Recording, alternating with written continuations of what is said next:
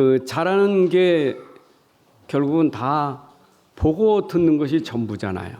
눈에 보고 듣는 게 전부예요. 그래서 뭐 보는 것에 화나고 듣는 것에 화나고 전부 보고 듣는 것에 아이들이 상처받고 그러잖아요. 그 생각 자체를 하기 싫어해요. 생각 좀 해봐라 그러면 아주 싫어해요. 생각하는 것보다도 그냥 보고 듣는 게 전부니까. 우리가 그런 습관을 가지고 살다 보면 우리 어른 돼서도 우리는 늘 그렇게 보는 것 듣는 게 전부가 될 수 있어요. 그 사람들이 지금도 가치 있게 여기는 것이 눈에 보이는 것 듣는 거예요. 세상에서 제일 가치 있다고 생각하는 게 눈에 보이는 돈 아닙니까? 돈은 최고의 가치요. 일단 눈에 보이니까. 그러나 영원하진 않잖아요. 잠깐 있는 건데 그게 마치 내가 가지면 영원히 나하고 같이 있을 줄 알아. 그러니까 어떤 사람은 자리, 어떤 사람은 명예, 이런 것들이 전부 다 지나가는 건데 잠깐인데 거기에 가치를 두고 사는 거예요. 그게 전부인 줄 알아요. 제가 이렇게 여러분들에게 전달해도 우리 삶 속에 들어가면 여지없이 우리가 빠지는 게 그거예요. 앞만 들어도 가면 또 보거든요. 앞만 들어도 또 들리거든요. 거기에 또 내 마음이 흔들리는 거예요. 여러분 마음은 안 보이잖아요.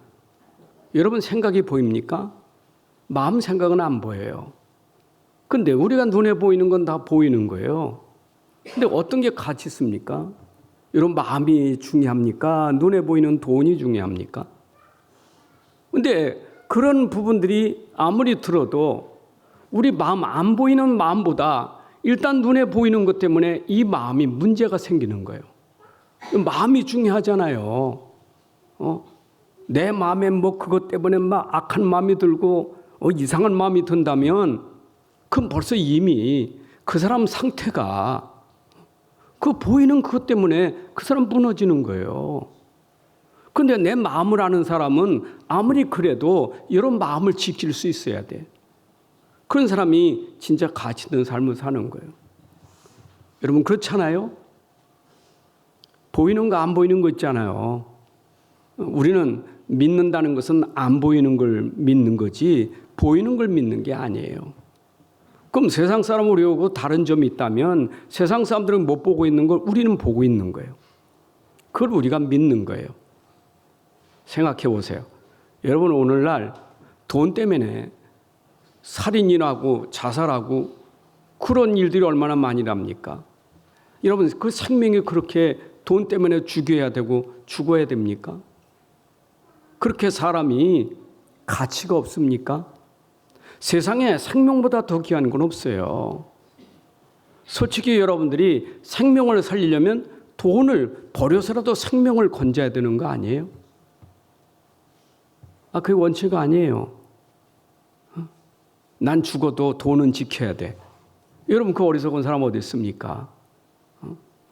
생명보다 더 중요한 것 있어요. 마태복음 16장 26절에 사람이 만일 온 천을 얻고도 제 목숨을 잃으면 무엇이 유익하리요?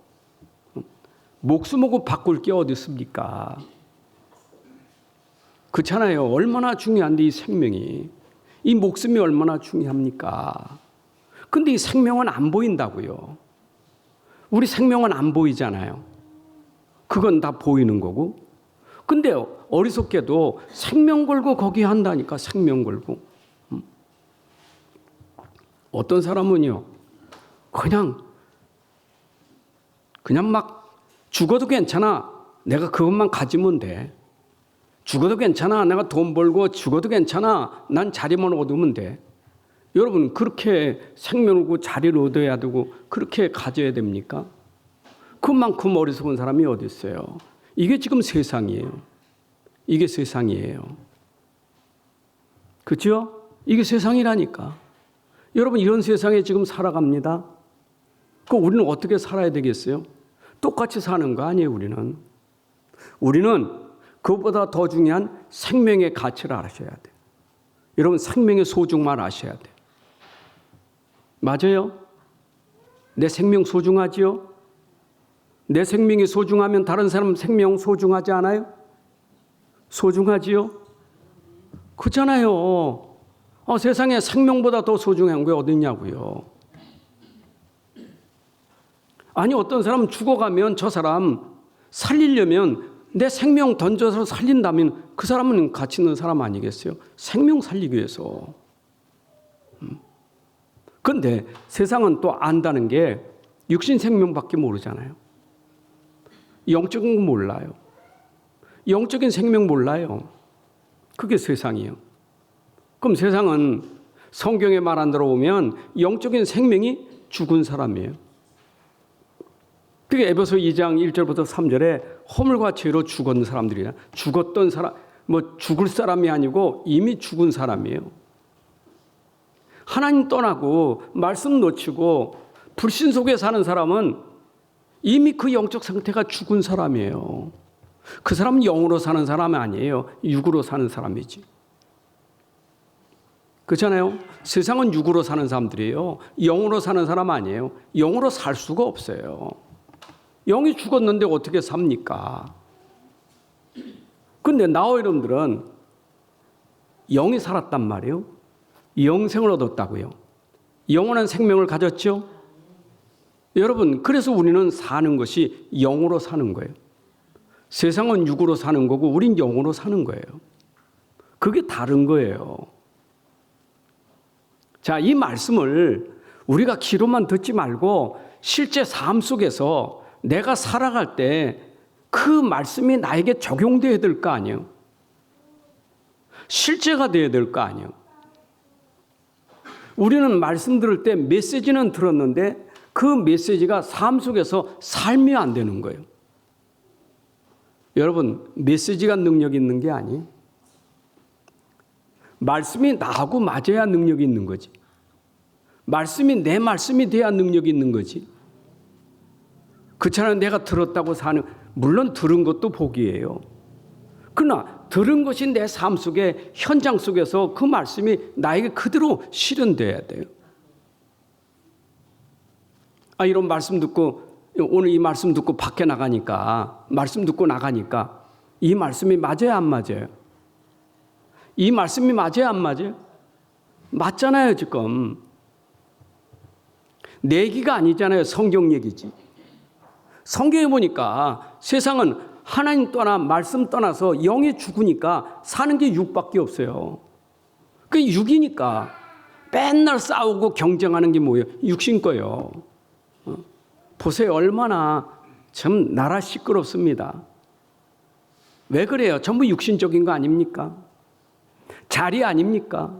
명예 아닙니까? 그 이름 아닙니까? 이게 세상이요. 하나님 떠난 사람은요, 기준이 그거밖에 없어요. 여러분의 가치가 그렇게 헐값이 아니에요. 우리가 그런 사람 똑같은 사람이 아니에요. 다른 사람이에요. 가졌으니까, 그 없으니까 기준이 그게 아니에요.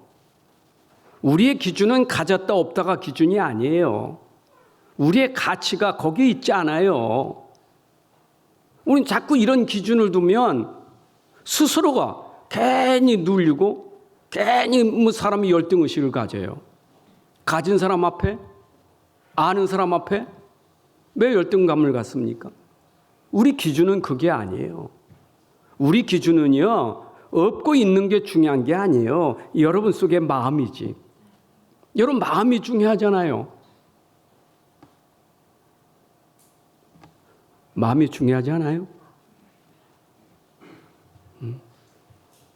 여러분 악한 마음 갖는 사람하고 선한 마음 갖는 사람 비교가 안 되는 거예요. 그 속에 악한 마음 품은 사람하고 선한 마음 품은 사람은 비교가 안 되는 거예요. 그렇잖아요. 그 뭔가 쟁취하려고 뭔가 탐심을 가지고 그런 마음을 가진 사람하고 예수님의 마음, 이 살아있는 영적인 마음, 이런 마음 가지는 비교가 안 되는 거예요. 세상에 좀 우리가 다르게 살아야죠. 그래서 우리는 세상을 살리고 내가 살려면 내 안에 말씀이 들어와야 돼요. 말씀만이 우리를 살리는 길이에요. 그래서 우리는 계속 말씀 운동하는 거예요. 여러분, 말씀이라는 것은 뭡니까? 성경이 말씀이에요. 그럼 우리 성경 펴놓고 성경 속에 있는 말씀을 계속 전달해야 되고 들어야 돼요. 그렇잖아요. 여기 있는 목사가 딴 거 하는 게 아니잖아요. 성경 펴놓고 성경에 있는 얘기를 해야 되지. 그럼 여러분들은 성경 말씀을 들어야 돼요. 그래서 이사야 선지자에게, 말씀 떠난 이사야 선지자에게 포로 시대에 말씀 떠났다고요. 그러니까 그들에게 선지자를 통해서 외치라는 게 뭡니까? 이사야 40장 8절에 푸른 마르고 꽃은 시드나 우리 하나님의 말씀은 영원히 서리라 하라. 말씀이요. 꽃도 시들고 다 푸른 마르지만 하나님 말씀은 절대 그렇지 않아요. 여러분, 하나님 말씀은 영원한 말씀이고 그 말씀은 반드시 이루어지는 말씀이에요. 맞잖아요. 여러분, 사람의 말이라는 것은 거짓말도 있고 진실함도 있지만 그 말이 능력은 아니에요. 하나님 말씀이 능력이지. 사람의 말로 삽니까? 말씀으로 살 겁니까? 우리가 무엇으로 삽니까? 영을 살리고, 여러분의 영을 살리는 것은 사람의 말로 사는 게 아니에요. 하나님 말씀으로 사는 것이지. 그래서 요한복음 6장 13절에 있잖아요. 살리는 것은 영이니 내가 네게 이르는 말, 그 생명이고 그게 영생이에요. 여러분, 정말 하나님 말씀이 들어가야 내 영이 사는 거예요. 다시 말씀드립니다. 여러분들, 육을 살리기 전에 여러분 영이 살아야 돼요. 우린 영혼을 살리고 영을 살리는 게 중요한 거예요. 그렇잖아요. 세상은 다 무너져도 여러분 영이 살면 사는 거예요. 영은 생명이에요. 하나님 주신 생명은 아무도 멸할 수 없어요. 하나님 주신 영생은 아무도 끊을 수가 없어요. 이건 하나님의 생명이에요. 누가 하나님과 우리 사이에 이 끊을 수 있겠어? 아무도 못 끊어. 이거는요, 끊을 수가 없어. 세상이 못 끊는 거예요. 그게 여러분들과 내가 가지고 있는 생명이에요. 영원한 생명. 그래서 우리는 이 생명이 있기에 오늘도 우리는 뭐 해야 됩니까? 생명이 생명을 전달해야 되는 거예요. 생명으로 생명을 살리는 거예요. 여러분, 우리 안에 예수 생명이 있어야 그 생명을 살릴 수 있지. 우리 안에 갇힌 영원한 생명이 있어야 살리는 거예요. 그래서 말씀을 가진 사람은 그 말씀을 가지고 살리는 운동하는 거예요. 그게 전도예요. 여러분들이 받은 말씀, 나를 살리고 그 말씀이 전달돼서 살려야 돼요. 살리는 것은 말씀밖에 없어요. 내가 들어 살고 내가 들은 그 말씀이 살리는 거예요.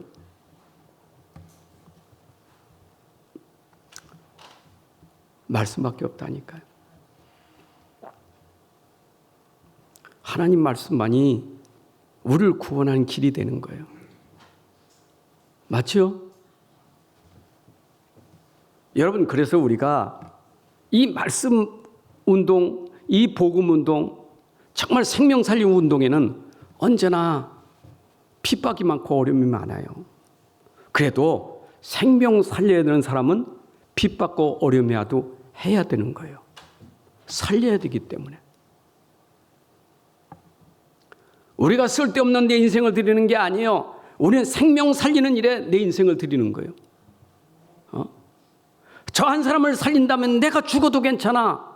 내 죽음을 통해서 저 사람을 살려야 된다면 그게 가치 있는 삶이에요. 생명 살리기 위해서, 영생을 그에게 주기 위해서 우리가 그 운동하는 거예요. 여러분, 히브리서 11장에 나오는 믿음의 사람들이 있잖아요. 그 믿음의 사람들이 한 일이 뭡니까? 그 사람들이 큰 무너진 현장, 그 다 꺼져가는 세상을 살린 사람들이에요. 여러분, 살릴 때 그 사람들이 당한 어려움이 얼마나 큽니까? 여러분, 그 살리는 게 이렇게 쉬운 게 아니에요. 그렇잖아요. 우리가 물에 빠진 사람 한 사람 살리려도 얼마나 쉬운 게 아니잖아요. 죽을 각오하고 들어가는 거 아니겠어요? 그러다 죽을 수도 있잖아요. 아니, 물에 빠진 사람 살리려도 각오를 하고 들어가는데, 그래야 살리지. 내가 그런 죽을 각오 안 되는데 어떻게 살립니까? 일단은 그 사람들을 보면요, 그 살린 사람들 나와서 인터뷰할 때 이건 나만 그런 게 아니라 누구든지 이거 보면 사람들이 다 그럴 수 있다. 근데 그 사람은 다른 사람이에요. 그 사람이 나 들어갔나 살 거예요. 그런 마음이 없어요. 그냥 살리고자 하는 마음만 있는 거예요. 그래서 죽은 사람도 있잖아요. 히브리서 11장에 나온 사람들이 그 사람들이에요. 생명 살리기 위해서 그 사람들이 당한 환난이 이루 말할 수 없어요. 여러분 히브리서 11장에 나오는 그 믿음의 사람들이 그 죽음에 대한 이야기 나오잖아요. 톱으로 켜고 칼로 죽이고 성벽에 밀어떨어 죽이고 뭐 사자굴에 그 얼마나 많이 죽습니까? 근데 그 사람들이 왜 그 죽음을 감당하면서 그 일을 했습니까? 그 영혼 살리려고, 생명 살리려고. 그래서 오늘 본문에 예수님이 제자들을 불러놓고 현장 가서 네가 이렇게 해야 돼. 지금 우리 현장에는 이렇게 죽어가는 사람 많은데 이 사람들을 살리기 위해서 네가 각오를 해야 돼. 그래서 오늘 본문의 얘기는 사람 살리려면 네가 고난도 감수해야 돼. 여러분 살리는데 고난이 안 따라올 수가 없는 거예요. 언제나 고난과 어려움이 있는 거예요. 그잖아 내가 살려고 하는데 무슨 고난이 옵니까? 그러나 살리려고 하면 내가 고난이 와요. 특히 우리가 영혼 살리는 일은 이거는 간단치 않아요. 오늘 본문의 얘기예요. 여러분 영혼 살리는 일, 이 생명 살리는 일은 간단치 않은 일이에요. 공연히 싫은 사람이 있어. 그냥 미운 사람이 있어. 그냥 우리는 가서 예수 이름으로 그 사람 살리려고 하는데 그냥 싫어. 예수 그냥 싫어. 그래서 예수 이름 말하면 핍박하는 거예요. 그래서 예수 이름 말하다가 핍박을 당하고 감옥에 들어가도 그 이름을 말하겠다고 뛰어든 사람들이 그게 믿음의 사람들이에요. 그게 초대교회 사도들이에요. 여러분 로마서 16장에 나오는 바울하고 그 팀들 보세요. 브리스가 부부가 어땠는가? 바울이 로마 왜 들어갔습니까? 그 로마에 있는 그 영혼들 살리기 위해서 들어갔잖아요. 생명 걸고 들어간 거예요. 근데 거기에 바울과 함께하는 사람이 있었잖아요. 특히 브리스가 부부 같은 사람. 성경에 뭐라고 표현했습니까? 그 사람에 대해서? 로마서 16장 4절에 그 생명 건 사람의 표현이 이거예요. 그들은 내 목숨을 위하여 자기들의 목까지도 내어놨다. 여러분 진짜 이 복음 전하는 바울과 함께해서 자기 목까지도 내놨다. 왜 그랬어요? 바울 때문에 그런 게 아니에요. 바울이 지금 복음 전하는 일, 생명 걸고 복음 전하는 일에 자기 목까지 내놓고 같이 하는 거예요. 이게 바로 제자예요.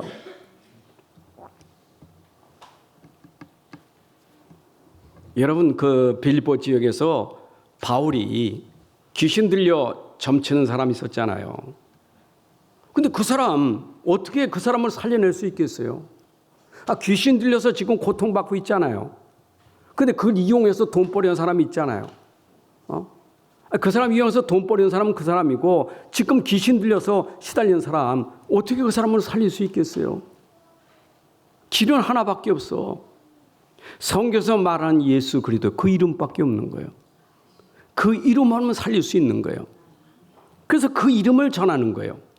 여러분 사도행전 16장 17절에 있잖아요. 바울과 우리를 따라와 소리질러 이르되 이 사람들은 지극히 높은 하나님의 종으로서 구원의 길을 너에게 전하는 자라. 구원의 길. 예수 그리스도가 구원의 길이에요. 예수 그리스도 이름이 구원의 길이에요. 그런데 18절에 보게 되면 이같이 계속 그 사람이 시달리는 거예요. 그때 귀신에 일어서 바울이 외쳤잖아요. 예수 그리스도의 이름으로 내가 명하노니 그에서 나오라. 귀신이 즉시 나와버렸어요.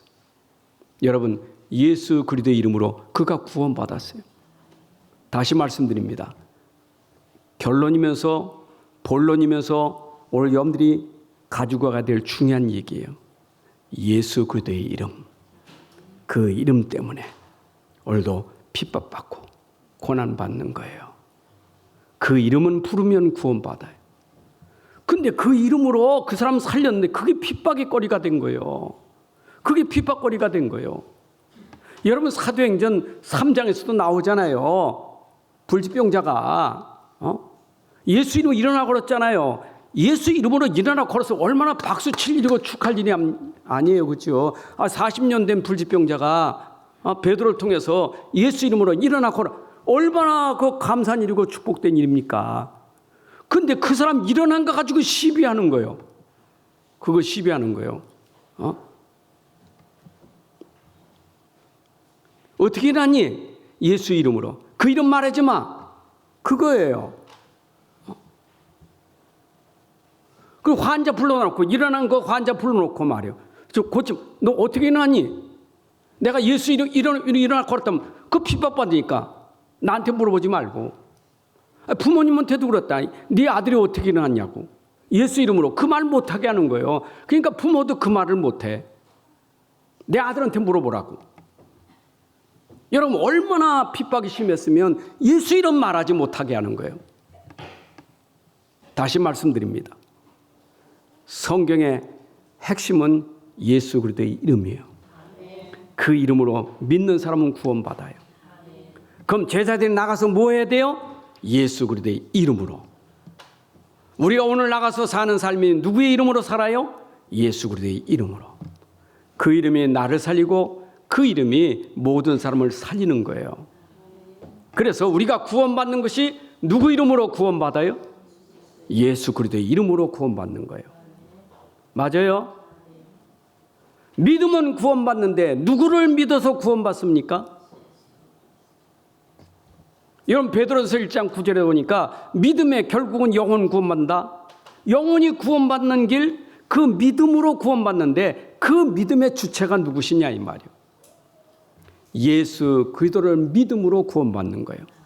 그래서 로마서 10장 13절부터 17절까지 보게 되면 주의 이름을 부르는 자는 구원을 받으리라. 그 주의 이름이 누구 이름입니까? 예수 그리스도의 이름을 부르는 자는 구원을 받으리라. 여러분 예수 이름만 구원의 길이에요. 여러분의 영이 사는 길은 예수 그리스도의 이름의 비밀을 알아셔야 돼요. 내가 그 이름으로 살았고 내가 그 이름으로 하나님 나라 누리는 것이고 내가 그 이름으로 기도 응답 받는 것이고 내가 그 이름을 증감으로 현장에 사는 것이고 모든 것이 예수 그리스도의 이름이에요. 이걸 복음이라는 거예요. 예수 그리스도의 이름이 복음이에요. 이것 말고 다른 거 하면 안 돼요. 우리는 복음은 예수 그리스도의 이름밖에 없어요. 천하 인간의 구원을 줄 만한 다른 이름 없다. 예수 이름밖에 없어요. 제가 늘상 여러분들에게 말씀드리잖아요.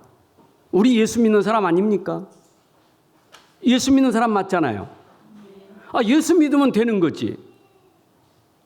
내가 예수 믿으면 성삼위 하나님은 예수 이름 속에 다 역사하는 거예요. 아버지 예수 보내셨고 그 아버지가 보내신 예수가 그리스도고 내 안에 계신 성령은 예수 이름 믿게 만들고 예수 이름 속에 삼위 하나님이 역사하신 거예요.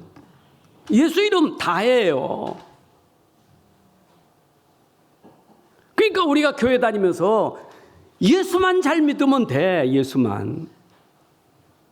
예수 믿으세요. 주 예수 믿으라. 그러면 너 안에 주의 구원을 받으리라. 근데 참 아이러니하다니까.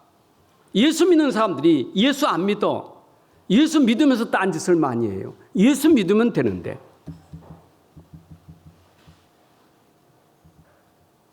이거 보세요. 히브리서 4장 14절도 이런 말씀이 있어요. 그러나 우리에게 큰 대제사장이 계시니 승천하신 이 그가 누구냐? 하나님의 아들 예수라. 우리의 큰 대제사장 승천하셨어. 그분이 하나님의 아들이요. 그 이름이 누구냐? 예수라. 우리의 믿는 도리가 누구냐? 그 예수가 우리의 믿음의 도리예요. 그러니까 굳게 잡으라 이 말이에요. 예수 이름 굳게 잡으라. 예수 믿음 굳게 잡으라. 히브리서 12장 2절 믿음의 주여 또 온지 않게 하시는 누구를 바라보라? 우리의 믿음의 주가 누구라고요? 믿음의 주여 또 온전케 하시는 예수를 바라보라. 우리는 바라보는 게 예수 바라보는 거고 예수 믿는 거예요.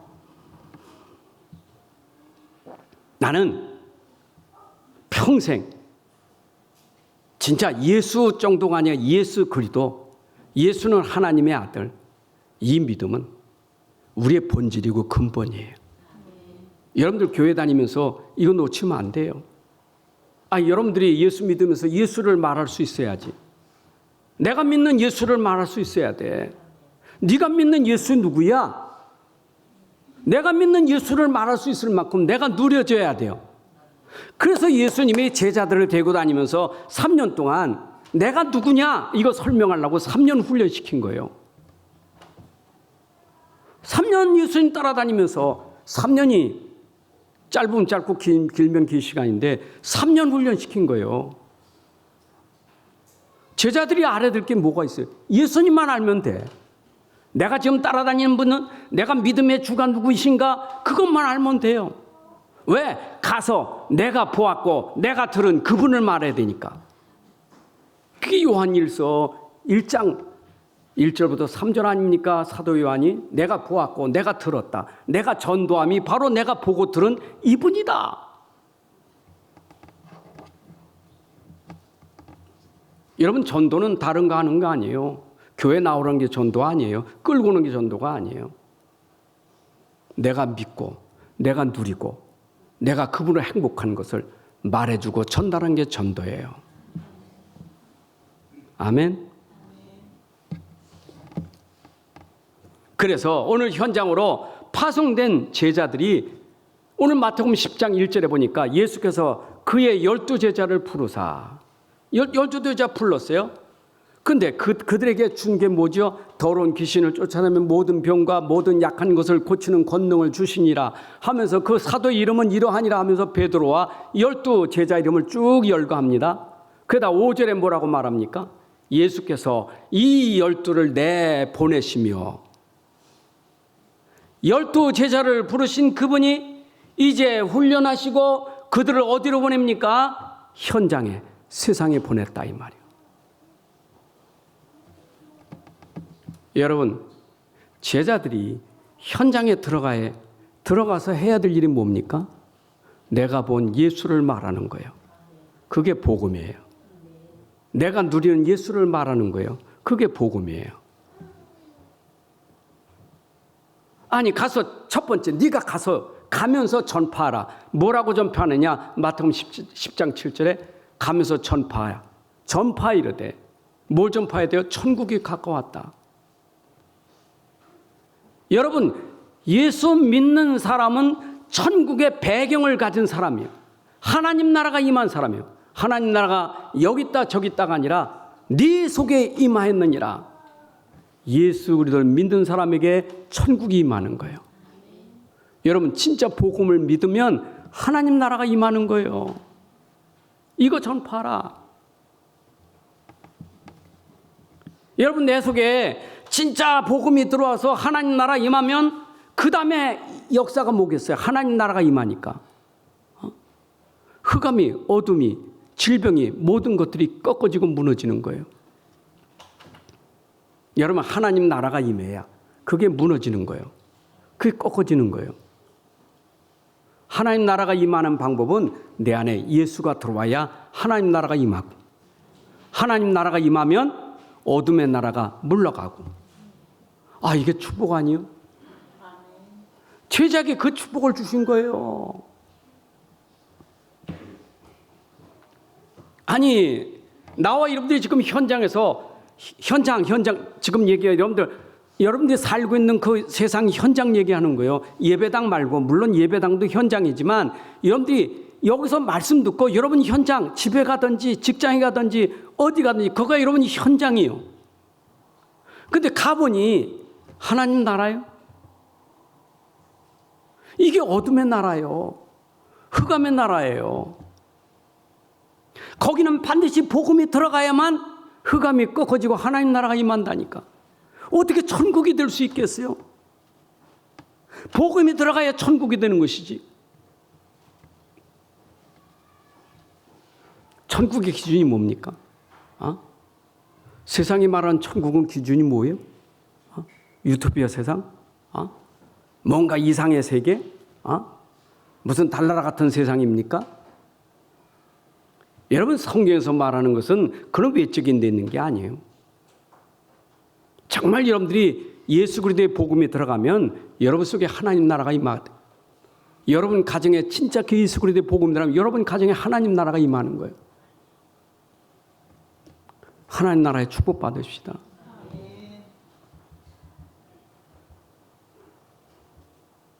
여러분, 그 분쟁과 전쟁과 다툼이 언제 끝납니까? 그 분쟁 다툼이 언제 끝납니까? 전쟁이 언제 끝나죠? 하나님 나라가 임할 때 끝나는 거예요. 복음이 전달되면 끝나는 거예요. 여러분 속에 지금도 분쟁과 다툼이 있다면 끝나는 것은 내 속에 그리스도가 들어와야 끝나요. 그 들어온 그리스도를 내가 누려야 끝나는 거예요. 여러분 가정에, 우리 교회 안에, 여러분이 현장에 정말 예수 그리스도의 복음에 들어가야 분쟁과 다툼과 전쟁이 끝나고 하나님 나라가 임하는 거예요. 맞잖아요. 우리가 갈 나라는 하나님이 예배한 천국이 있어요. 그 천국은 우리의 배경이고 세상 사는 날 동안 우리는 그 배경 가지고 우리가 사는 거예요. 여러분 속에 하나님 나라. 이 교회가 하나님 나라 모형이에요.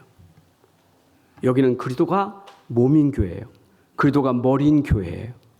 그러니까 당연히 그리스도의 통치를 받는 이곳은 하나님 나라 모형이에요.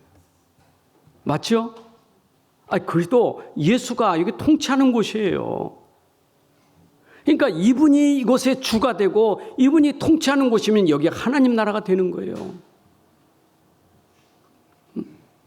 요즘에 왜 교회들이 분쟁과 다툼 왜 많을까요? 놓쳐서 그래요. 놓쳤어요. 뭘 놓쳤습니까? 예수 믿는 사람이 예수를 놓쳐버렸어. 그래서 분쟁이 일어나는 거예요. 전 분명히 말씀드립니다. 여러분들이 진짜 내가 믿는 예수 그리스도를 진짜 믿으면요, 분쟁 끝나요. 다툼은 끝나게 돼 있어요. 저는 그걸 체험한 사람이에요. 제가 여러분들에게 그냥 말로 하는 게 아니라 내가 진짜 예수 그리스도를 진짜 믿으니까 내 안에부터 분쟁이 끝나고 내 삶의 현장에 분쟁이 끝날 수밖에 없어요. 이게 안 되니까 분쟁이 생기는 것이지. 이 어마어마한 복음, 이 어마어마한 복음을 우리가 진짜 받았다면 누리셔야 돼. 그런데 이 현장이 어떤 현장이냐? 예수님 보내시면서 내가 너희를 보내는데 마치 양을 이리 가운데 보낸 것 같다. 여러분 생각해보세요. 상상해보세요. 상상. 좀 순한 양이 이리 가운데 들어갔어요. 이리가 어떤 거예요? 이리가. 어떤 분은 설교할 때 자막에다 띄워가지고 이리 때 보여주기도 하고. 시청각 교육이 좋긴 좋아요. 이리가 양 잡아먹는 거 보면 좀 실감 나겠지. 그 상상해 보세요. 지금 양이 돌아다니다가 이리한테 잡혔어. 어떻게 되겠어요? 뼈도 안 남아 그냥 죽는 거예요. 무슨 얘기예요? 우리 전도자들이 복음 전한 사람이 예수 이름으로 현장에 들어가면 현장은 이리떼 같아. 여러분들 반겨주는 곳이 아니에요. 그러니까 옛날에 우리가 어떤 때 노방전도 하다가 축호전도 하다가 시험 들잖아요. 왜 시험 들어요? 내가 가면 문 똑똑 어서 오세요. 아이고 기다렸어요. 얼마나 좋겠어. 그게 아니요. 누구야? 고춧가루, 소금 뿌리고. 그러니까 다시는 안 가지. 얼마나 무서워요. 여러분 예수 이름 말해서 사람들이 아이고 예수 이름 진짜 기다렸는데 얼마나 좋겠어요. 세상이 그렇습니까? 말하지 마. 시끄러. 그게 세상이에요. 말하면 핍박해요. 여러분 왕따 시켜요. 그게 세상이에요. 지금 제자들에게 네가 가면 마치 이리 가운데 들어간 것 같아. 여러분 우리는 예수 이름 때문에 복음 때문에 현장에서 고난받는 것이 당연한 거예요. 누구 때문에? 예수 이름 때문에. 그때 우리가 가져야 될 자세는 어떻게 하라고요? 네가 그렇게 어떤 자세를 가져야 돼? 16절. 그러므로 너희는 누구처럼 뱀같이 지혜롭고 비둘기같이 순결하라. 여기 뱀과 비둘기 두 동물을 가지고 설명하고 있어요. 여러분 뱀 그러면 창세기 3장 1절부터 5절에 설명을 잘합니다. 이 뱀이라는 동물은요, 요게 지음받을 때부터 아주 간교한 동물이에요. 그래서 3장 1절에 뱀은 하나님이 지으신 들짐 중에 가장 간교하니라. 간교 있잖아요. 교활하고 아주 간사하고 교활한 거예요. 그래서 뱀은 간교고 교활한 게 말이요, 말. 그래서 혀가 2개예요. 이게 하나가 아니라 갈라진 혀. 말이 달라. 이 말 저 말. 그래서 3장 4절에 보니까 이 말 저 말 하잖아요. 아담과 하와가 이 말 저 말에 넘어갔어. 아니 하나님 너 죽는다는데 아니 결코 안 죽어. 뱀이 알았어요? 몰랐겠어요? 알지. 알았는데 속인 거예요. 근데 이것이 하나님 떠나는 세상의 지혜는 이런 지혜예요. 그래서 우리는 세상의 지혜가 아니라 하나님의 지혜를 가지셔야 돼. 여러분 하나님의 지혜. 그 지혜가 어떤 지혜입니까? 고린도서 1장 24절에 보니까 우리의 부르심을 받은 자들에게 유대인이나 헬라니라 그리스도는 하나님의 능력이요 하나님의 지혜니라. 여러분들이 진짜 그리스도를 알아야 그 능력이고 지혜예요. 그래서 골로새 2장 3절에도 그리스도는 지혜와 지식의 모든 보화가 감춰집니다. 여러분 신기하죠? 내가 진짜 예수 그리스도를 알면 풍성하면 그 속에 지혜가 생겨요. 이 지혜를 가져야 돼요. 뱀은 죽이는 지혜지만 그리스도는 살리는 지혜예요. 여러분들이 진짜 그리스도의 비밀을 가지고 가서 살리는 지혜가 있어야 돼요. 하나님 우리에게 살리라고 보낸 것이지. 요한복음 10장 10절에 있잖아요. 사단이 오는 것은 무슨 짓 하러 와요? 도둑질하고 죽이고 멸망시키는 거고, 예수님이 오신 건 뭐예요? 생명 주고 풍성하게 하는 것이고. 여러분들이 그리스도를 알아야 그 속에 지혜가 나오는데 그게 능력이에요. 어떤 능력? 살리는 능력이요. 또 뭐라 했어요? 비둘기같이 어떻게 하라고요? 순결하라. 여러분 순결은 뭐냐? 순진하다, 순전하다. 여러분 하나님 말씀이 순전한 말씀이에요. 잠언서 30장 8절에 하나님 말씀은 순전하여. 잠언 30장 5절에 하나님 말씀은 순전하여. 여러분 순전한 말씀, 순수한 말씀. 그래서 예수님 세례받을 때에도 비둘기같이 성령이 임했다. 순전한, 그분이 순전한 분. 예수 그리스도는 순전한 분이요. 내 안에 진짜 그리스도가 있다면 여러분들의 삶은 그리스도로 말미암아 순전한 거예요. 여러분들 순수해야 돼. 그리스도 말고는 다른 동기 없어. 오직 그리스도로 순전한 사람이 돼야 돼. 현장에 가면 너희가 뱀같이 지혜롭고 죽이는 것 말고 살리는 그리스도의 지혜가 있고, 너희들이 가면 그리스도의 안에 있는 순전함처럼 너희가 순전함으로 그 현장을 살리는 주역이 돼야 될 줄로 믿습니다. 여러분 그렇잖아요. 그래서 우리는 이 두 가지가 잘 겸비된 사람이 돼야 돼요. 지혜도 있고 순전하기도 하고.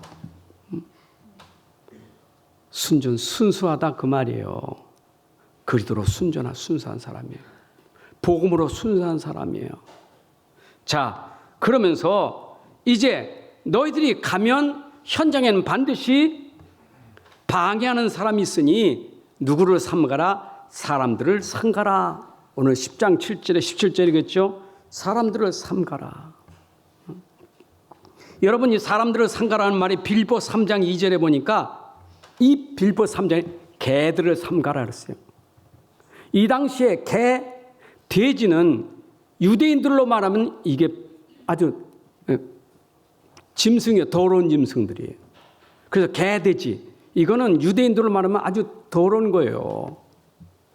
근데 그들이 이방인을 그렇게 취급했어요. 사마리아 사람들, 이방인들을 개 취급, 돼지 취급했다니까.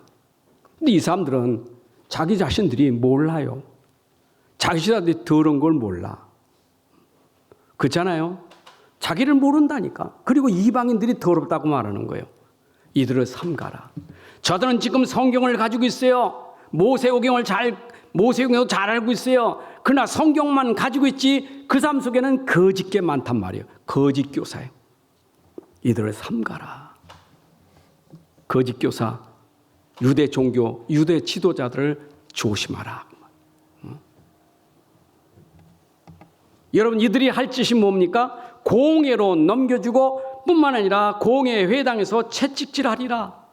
여러분, 사도행전 5장에서 보게 되면 예수님에게 말씀하신 대로 제자들을 끌어다가 사도행전 5장 17절에 그들을 끌어다가 공회 앞에 세우고 대제사장이 물어 뭐라고 말합니까?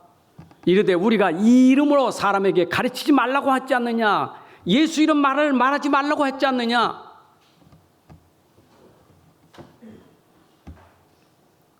그런데 이들이 예수 이름을 말하니까 핍박이 된 거예요. 그래서 40절에 그들이 옳혀 사도들을 불러 채찍질하면서 예수 이름을 말하는 것을 금하더라. 여러분, 이게 유대인들이 예수 이름 말하게 못한 거예요. 그래서 삼가라. 저들은 이건 못하게 하는 거예요. 방해하는 거예요. 여러분, 유대 종교는 예수 이름 말하지 못하게 핍박하는 거예요. 지금도 똑같아요. 여러분들이 가면 다른 거 다 좋은데 예수만 말하지 마. 내 앞에서 예수 이름만 말하지 마. 그게 세상이에요. 특히 종교인들이 그래요. 여러분, 신기하죠? 종교인, 기독교인들은 예수 이름이 좋아야 되잖아요. 꼭 예수 이름만 말하냐? 예수 이름 말하지 말라는 거예요. 여러분, 우린 예수 이름 말고는 구원의 길이 없어요. 오직 복음은 예수 이름밖에 없어요. 그래서 오늘 10장 18절에 또 너희가 나로 말미암아 총독들과 임금들 앞에 끌려가리니, 끌려가요. 끌려가서 핍박을 받습니다. 고난을 받습니다. 그런데 이때 핍박과 고난을 받을 때 어떤 우리가 생각을 가져야 돼요? 여러분, 예수 이름 때문에 핍박받고 고난받는 거고 내가 잘못해서 고난받는 건 다른 거예요.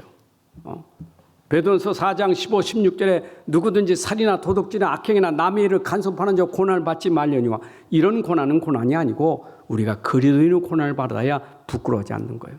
그게 하나님께 영광 돌리는 거예요. 여러분들 어디를 가도 예수 이름 때문에 고난받으면 그게 복이에요. 산상보훈 설교에도 팔복에서 예수님 말씀하신 거예요. 예수 이름 때문에 의를 위해서 핍박받고 고난받는 것은 복이 있느니라. 여러분들 어쩌면 예수 이름 때문에 고난받고 핍박받는 것이 여러분들에게는 복이에요. 왜냐? 그래야만 살리니까. 그래야만 살려요. 자, 그럴 때 너희가 핍박받으면 핍박이 너에겐 도리어 복음이 전달되는데 더 진보될 수 있는 거예요. 빌립보 1장 12절 14절에 형제들아, 내가 당한 일, 감옥에 들어가고 고난당하고 그런 일이 도리어 복음 전파의 진전이 된 줄을 너희가 알기를 원하노라. 나의 매임이 그리스도 안에서 모든 시대안과 그 밖의 모든 사람에게 나타났다. 바울이 핍박받고 감옥에 들어가고 고난받은 것이 도리어 복음 전파의 진전이 되었다. 여러분, 내가 예수 이름 때문에 핍박받는 사람은요, 그 이름의 비밀한 사람은 도리어 그 고난이 예수 이름이 더 전파되는데 진전되는 축복이 되는 거예요. 예수 이름의 그 영광을 알아요. 그 능력을 알고 그 축복을 아는 사람이에요. 그렇잖아요. 지금 저 무슬림들이요 얼마나 핍박합니까? 그래 지금 그 순교자의 소식이 전태 이렇게 책자가 오는데 그 세계 현장에 순교당하는 사람들 그 책이 와요. 근데 그 곳곳마다 순교당하는 사람들 그 기록을 거기 해놨어요. 근데 이 사람들이 예수 이름 때문에, 성경 가진 것 때문에 그냥 죽는 거예요. 그냥 한 가족 죽이고 아빠 죽이고 막 죽여요. 근데 그러면 안 믿어야 되는데 도리어 남편 죽으니까 아내가 목사가 돼서 더 복음 전하고 자녀들이 목회자가 되고 도리어 그것이 계기가 돼가지고 사람들이 더 예수 믿는 사람 더 많이 늘어나고 여러분 진짜 예수님 때문에 핍박받고 고난받으면 그걸 본 사람들이 더 담대해지는 거예요. 안 그렇습니까? 여러분 일제시대 때에도 주기철 목사님이 그렇게 핍박받은 것 그래서 순교당하셨잖아요. 그때 진짜 믿는 사람들은요 그것 때문에 더 담대해진 거예요. 더 순교 많이 한다니까. 그래서 우리가 예수님 때문에 고난받는 것은 도리어 우리 후대들에게 여러분 정말 제자들에게 더 힘을 얻게 되는 기회가 되는 거예요. 믿습니까? 자, 그러면 그때 네가 그 핍박받고 고난받을 때 어떻게 말할지 염려하지 마. 그때 내가 법정 앞에 섰을 때 내가 그 박해받을 때 그때 내가 어떻게 말하지?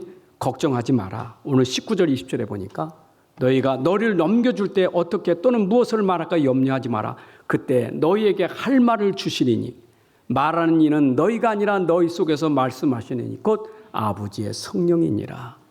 여러분 우리가 가서 어떻게 말할까 무엇을 말할까 걱정할 게 없다는 거예요. 왜? 성령께서 그때 말씀해 주시는 거예요. 그래서 요한복음 15장 20절에도 보니까 성령이 오셔서 누구를 증언하느냐? 나를 증언한다. 성령 오셔서 오늘도 그리스도를 증언하기 때문에 핍박받으면 도리어 성령이 그리스도를 증언한다니까. 여러분 그래서 성경에 사도들이 핍박받을 때 도리어 성령 충만해가지고 하나님 말씀을 전하잖아요. 사도행전 4장 31절에 그들이 다 성령 충만하여 담대히 하나님 말씀을 전하니라. 여러분 성령이 충만하면 말씀이 나오게 돼 있어요. 말씀이 나온다니까 성령 충만하면. 스데반이 돌에 맞아 누운 상관에도 성령이 충만하니까 그때 막 그 아브라함 때부터 구약 성경을 능통하게 풀어서 예수로 설명하니까 그 말씀에 그들이 감당하지 못하더라. 그러니까 돌을 든 거예요. 말은 못 당하지. 왜? 성령 충만한 스데반을 감당하겠어요? 여러분 오늘도 걱정하지 말 것은 내가 가서 복음 전할 때 핍박받으면 하나님은 그 속에서 여러분들에게 담대히 그리스도의 복음을 말할 수 있도록 하나님이 힘 주시고 말씀 주실 줄로 믿습니다. 그럼 평상시 내가 어떻게 해야 되죠? 평상시 여러분들 그리스도로 충만한 사람이 돼야 돼. 정말 여러분 속에 복음이 충만한 사람. 그럼 충만한 복음은 건들면 나오는 거예요. 그렇잖아요. 건들면 나오지. 내가 뭐가 충만하냐? 건드리면 나와요. 이 사람 그냥 건들면 나와 쏟아져. 복음이 충만한 사람. 예수가 충만한 사람. 건들면 말할 수밖에 없는 게 예수밖에 없어요. 이것이 성령 충만이에요. 자, 그러면 너희들이 핍박받을 때 고난을 각오하라. 근데 가장 먼저 핍박받는 곳이 어디냐? 10장 21절. 장차 형제가 형제를 아버지가 자식을 죽는 데 내주며 자식들이 부모를 대적하여 죽게 하리라. 가족들이에요. 여러분 가까운 가족이 핍박은 가장 먼저 가족들로부터 시작되는 거예요. 그런데 여러분 기도의 사람은 우리 가족을 살려야 되기 때문에 기도해서 여러분들이 진짜 복음과 성령 충만해서 우리 가족들을 살리는 사람이 돼야 돼요. 그렇잖아요. 예수님도요. 복음 전할 때 가장 힘들었던 현장이 어디냐? 형제들이요. 마가복음 6장 3절에 이 사람이 마리아 아들 목수가 아니냐? 야고보, 요셉, 유다, 시몬 형제가 있는데 그 누이들이 우리와 함께 여기 있지 아니하고 예수를 배척하니라. 예? 형제들 누이가 예수를 배척했어요. 형제들인데. 아니 지금 같이 있는 형제 중에 예수가 누구인 줄 알면 도움이 돼야지, 도와줘야지. 이거는 도리어 예수를 배척했다니까. 참 어떤 경우는 우리 목사님들이 말이요. 어떤 분은요. 그 가족이 다 반대하는데 혼자 예수님 믿는 목사님 있다니까. 그러면 이 가족들이 도와야 되는데 그냥 아예 그냥 내버려 그냥. 그래가지고 뭐 가족들이 도와주지 않으니까 힘이 안 되니까 혼자 나서 고생을 그렇게 많이 합니다. 근데 이 목사님이야 뭐 자기가 부름 받았으니까 감당해야 되겠죠. 가족을 늘 기도하지요. 근데 가족들은 이해를 못하는 거지. 너는 버린 자식이라는 거지. 일에 어려움 당하는 목회자들도 있어요. 여러분, 가족이 참 힘든 거예요. 우리 중에도 예수 처음 내가 예수 믿을 다 온 가족이 나오는 게 아니라 예수 믿기 시작하는 사람이 있잖아요. 근데 예수 믿으면 가족들이 네 때문에 우리 집이 지금 분란 일어나는 거예요. 종교가 갈라져가지고 이래가지고 자꾸 그걸 핍박한다니까.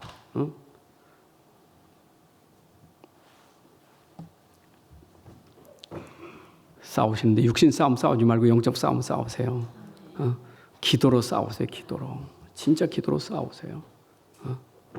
도리어 핍박할 때 여러분들이 육신 싸움 싸우면 그거는 도리어 사단이 더 역사해. 조용히 하나님 앞에 기도하시고 영적 싸움 싸우세요. 하나님이 하시면 되는 거예요. 그런데 누가복음 12장 51절 53절에 이런 말씀이 있어요. 내가 세상에 화평을 주려고 온 줄로 아느냐? 내가 너희 이러니 아니라 도리어 분쟁케 하려고 왔다. 가정에 화평을 주는 게 분쟁하러 왔대요. 이후부터 한 집에 5사람이 있는데 셋이 둘과 둘이 셋이 공격하면서 분쟁이 일어나. 이게 가족끼리 그룹이 돼가지고 핍박한다니까. 그런데 그때 내가 그 속에서 복음 가지고 기도하면서 싸워야 그 가족들을 구원하는 거예요. 여러분, 가족을 구원하려면 복음 가지고 양보하지 말고 기도로 승리하셔야 돼요. 그래서 예전에는 그 핍박받을 때 뭐 머리 끄댕이 끌리고 뭐 머리 잘리고 뭐 그래도요, 큰 믿음 지키면서 싸웠잖아요. 그래가지고 가족 구원시킨 사람들 많잖아요. 지금도 머리 자른 사람 없을 거예요. 아무래도 지금은 머리 자르지 않지. 근데 우리가 핍박받는 것은 당연한 것이니 기도하고 여러분 가정 살리기를 바랍니다. 그리고 또 뭐라어요? 예수 이름으로 모든 사람에게 미움을 받는다. 이것이 마태복음 10장 20절에 너희가 내 이름으로 모든 사람에게 미움을 받을 것이다. 이건 가족만 아니라 모든 사람. 여러분, 불신 세상이 하나님 모르니까 미워할 수밖에 없잖아요. 그래서 사도행전 4장 2절에 보니까 이 사람들이 뭐랍니까? 예수 안에 죽은 자의 부활이 있다고 백성을 가르치니 그들이 전함을 싫어하더라. 하여튼 싫어. 뭐 죽으시고 부활하시고 다 싫어. 뭐 예수 싫어. 이게 세상 사람들이 싫어해요. 복음 듣는 거 싫어해요. 싫어한다니까. 베드로, 스데반 설교할 때 싫어하니까 일을 가는 거예요. 싫으니까 일을 가는 거예요. 자꾸 싫은 소리 하니까 그냥 돌로 치는 거지. 여러분, 사도행전 17장에도 나오잖아요. 베드로가 회당에 들어가 복음 전하는데 어떤 사람들은 복음 듣고 돌아오는 사람이 있는가 하면 어떤 사람들은 시기해서 쫓아다니면서 죽이려고 하는 사람들이 있는 거예요. 여러분, 세상에는 복음 받을 사람이 있고 핍박할 사람이 있는 거예요. 그래서 사도행전 13장 45절 48절에 보니까 복음을 전하다가 들을 사람은 준비됐으니 이쪽에서 복음 받으면 저곳으로 가는 거예요. 그래서 그들이 복음 전을 핫장치 하니까 이방인으로 향해 갔는데 이방인 중에 하나님이 영생을 주시로 작정한 자들이 믿더라. 여러분, 그래서 우리는 분명히 현장에는 미워하는 사람도 있지만 복음 듣는 사람도 있기 때문에 복음을 전해야 되는 거예요. 아멘. 그런데 언제까지냐? 모든 동네가 복음을 들어야 돼요. 그래서 오늘도 여기 23절에 보니까 마태복음 10장 23절에 뭐라고 말씀합니까? 이 동네에서 너희를 핍박하던 저 동네로 피하라. 내가 진실로 너희는 이스라엘 모든 동네를 다 다니지 못하여 인자가 오리라. 여러분, 오늘도 우리가 복음 전할 곳이 많습니다. 이제 우리는 복음 전하러 현장에 가면 하나님이 준비한 사람도 있고 핍박하는 사람도 있는데 전도자는 구원받을 사람, 영생을 주시로 작정된 사람이 있기 때문에 낙심하지 말고 우리가 끝까지 현장에 들어가 복음 전해야 돼요. 이 생명 살리는 운동, 영혼 구원하는 운동이 일어나야 돼요. 자, 결론입니다. 우리는 하나님의 부름받은 그리스도의 제자입니다. 우리는 가는 곳마다 내가 누리는 그리스도, 내가 누리는 이 행복한 그리스도가 우리 현장에 전달되는 증인 되시기 바랍니다. 내가 예수 믿어서 너무 좋아야 전달되지. 내가 싫은 예수 어떻게 전달합니까? 너무너무 좋은 예수 그리스도. 이것이 자연스럽게 전달되는 제자가 되기를 바랍니다. 그리고 내 인생 삶이 전도자의 삶이 되세요. 내가 매일매일 평생 내 인생 속에 나를 만나는 모든 사람들에게 답을 주고 저들을 치유하고 살리는 사람으로 내 인생을 살아야 돼요. 여러분들 인생의 가치는 한 영혼을 구원하는 데 있어요. 한 영혼을 치유하는 데 있어요. 이것이 우리의 인생의 가치예요. 나를 만난 사람, 오늘도 얼마나 답을 주고 얼마나 살리느냐, 이게 우리의 모든 것이에요. 오늘도 이것이 여러분들의 중심이 돼요. 그래서 전도자가 누리는 복은 주님이 일단 세상 끝날까지 내가 너희와 항상 함께 한다는 게 복이에요. 오늘도 전도자에게 주님이 함께 하십니다. 보좌에서 함께 하십니다. 오늘도 부활하신 주님이 보좌에서 함께 하십니다. 그리고 우리의 전도는 하나 더 떼지 않고 하나님이 전부 상급으로 주시게 돼 있어요. 냉수하는 것도 헛되게 여기지 않는 하나님이 전도자에서 대접한 그 냉수도 우리가 복을 받는 거예요. 우리가 수고한 모든 것이 하늘나라에서 헛되지 않고 전부 열매를 얻게 되는 거예요. 여러분, 이 땅에 사는 날 동안 우리가 이제 어떻게 살아야 되겠어요? 전도자로 삽시다. 영혼 살립시다. 현장 살립시다. 우리가 그것이 내 인생의 가치입니다. 이 축복 누리시기를 주님의 이름으로 축복합니다. 하나님 아버지 감사합니다. 오늘도 말씀 속에 내 인생의 가치를 발견하게 하시고 내 인생의 가치가 오늘도 영혼 살리는 일에 내 생을 드리게 하여 주옵소서. 우리 현장에 지금도 복음 없어서 무너지는 현장, 흑암에 잡혀있는 현장에 모두 빛의 사자들이 현장에서 복음 전하여 저들이 구원받고 살아나게 하여 주옵소서. 믿음의 사람들, 초대교회 사도들이 그랬던 것처럼, 바울이 그랬던 것처럼 우리가 가는 곳마다 죽은 영혼들이 살아나고 저들이 제자로 세워지고 저들의 인생이 행복해질 만큼 그런 축복을 함께 누리게 하여 주옵소서. 주 예수 그리스도의 이름으로 기도합나이다. 이제는 우리 주 예수 그리스도의 은혜와 아버지 하나님의 크신 사랑과 성령의 인도 역사 충만하심이 오늘 함께 예배하는 주의 자녀들 머리 위에, 가정과 산업과 후손들 위에 이제부터 영원까지 함께할지어다. 아멘.